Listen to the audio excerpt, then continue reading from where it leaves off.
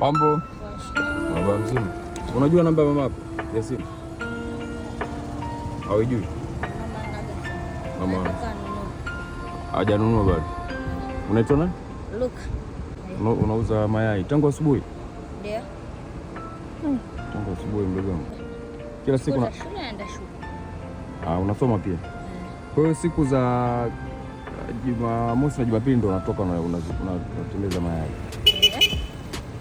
Ukitoka unatoka na mayai mangapi? Mimi natoka mayai 30. 30 tray moja au tray mbili. Unayabeba mwenyewe? Mama anafanya kazi gani? Mama yeye anauza maji. Anauza maji? Kwenye ya bomba au? Ndio. 200. Baba? Baba yuko Kigoma. Tuko wanne. Mko wanne. Dogo wangu, kaangu na mimi. Kaka yeye anafanya nini? Yeye anauza. Wanauza mayai?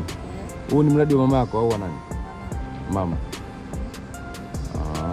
Lakini shule unasoma? Ndio. Unasoma shule gani? Kawe A. Lakini unakaa wapi? Bondeni.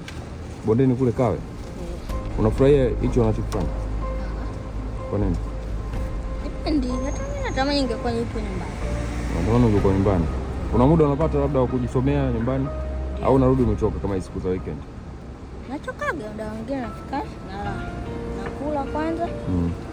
Nakula tena, chakula cha mchana sijala. Nala.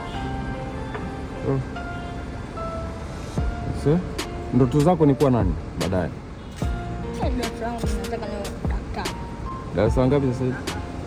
La 3. Lakini unafanya vizuri shuleni? Unafaulu? Ndio. Saa ngapi urudi nyumbani?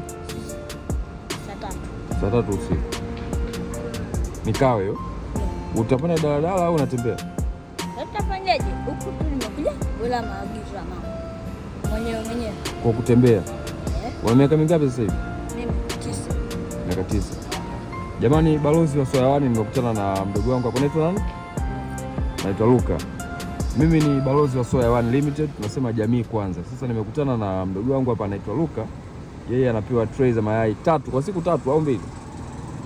Pata moja. Na anaziuza mtaani. Unatembea wapi na wapi? Natembeaga kule kuna mtaa wetu huko beach. Beach huko na kule Kawe. Lakini mara nyingi unatembea kwa mguu. Siku za shule huwa hufanyi biashara? Ndio. Siku za shule sitoki kabisa. Hautoki. Vizuri sana. Sasa mimi nitakuangalizia kitu kidogo tu hapa. Sina hela mdogo wangu, lakini nitakupa chochote. Lakini ningetamani kupata namba ya mama yako.